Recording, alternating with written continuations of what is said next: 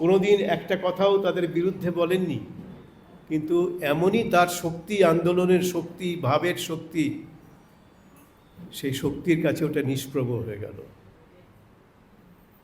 কখনো বিরুদ্ধে কথা বলেননি, কারোর বিরুদ্ধে কথা বলেননি। তবু এই ব্রাহ্ম ধর্ম আন্দোলন এত শক্তি, এত সম্ভাবনা নিয়ে এসে উপস্থিত হলো, কিন্তু শেষ হয়ে গেল। আর এরা শুধুই শ্রীরামকৃষ্ণের তখন নিন্দা করেছেন, যখন শ্রীরামকৃষ্ণ বেঁচে ছিলেন। এই ব্রাহ্মরা সবাই না, এর মধ্যে কেউ কেউ তাকে অতি উচ্চ প্রশংসাও করেছেন। তার মধ্যে একজন হচ্ছেন বিজয় কৃষ্ণ গোস্বামী। তিনি ব্রাহ্ম সমাজের আচার্য ছিলেন, পরে তিনি আবার হিন্দু সমাজেই ফিরে এসেছিলেন। বিজয় কৃষ্ণ গোস্বামী, তারা হয়তো শ্রীরামকৃষ্ণকে অবতার রূপে দেখতেন।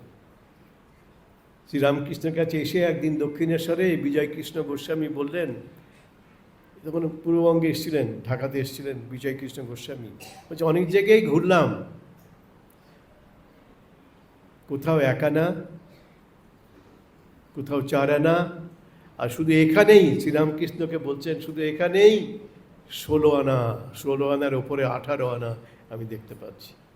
এই বিজয় কৃষ্ণ গোস্বামী ব্রাহ্ম সমাজের আচার্য ছিলেন, তিনি এই কথা বলছেন। শিবনাথ শাস্ত্রী কত ভালো ভালো কথা শ্রীরামকৃষ্ণ সম্পর্কে বলছেন, তিনিও একজন বিখ্যাত মানুষ ব্রাহ্ম সমাজের।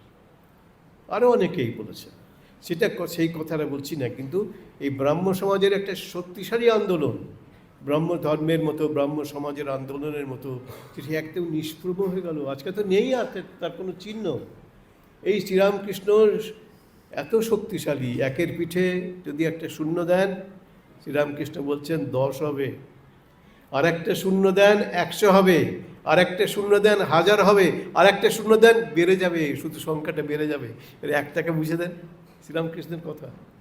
এতগুলো শূন্য, সব শূন্য আর শূন্য হয়ে গেল, কোনো শূন্যেরই আর কোনো মূল্য থাকলো না। ওই সংখ্যাটা থাকলেই তো মূল্য।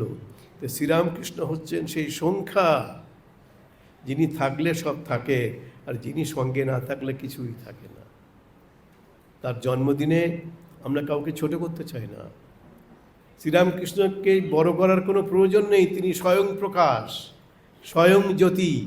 তাকে কেউ বড় করতে কাউকে পারে না, তাকে কেউ। তিনি নিজেই প্রচার করেন। সূর্যকে কি প্রচার করার জন্য কোনো মাধ্যম লাগে? মাধ্যম লাগে না। রবীন্দ্রনাথ এই স্বামী বিবেকানন্দকে, প্রফেসর জন হেনরি রাইট, হার্ভার্ডের বিখ্যাত অধ্যাপক, স্বামীজি বলছিলেন আমি তো এই ধর্ম মহাসভায় যোগ দেবো শিকাগোতে, কিন্তু যোগ দিতে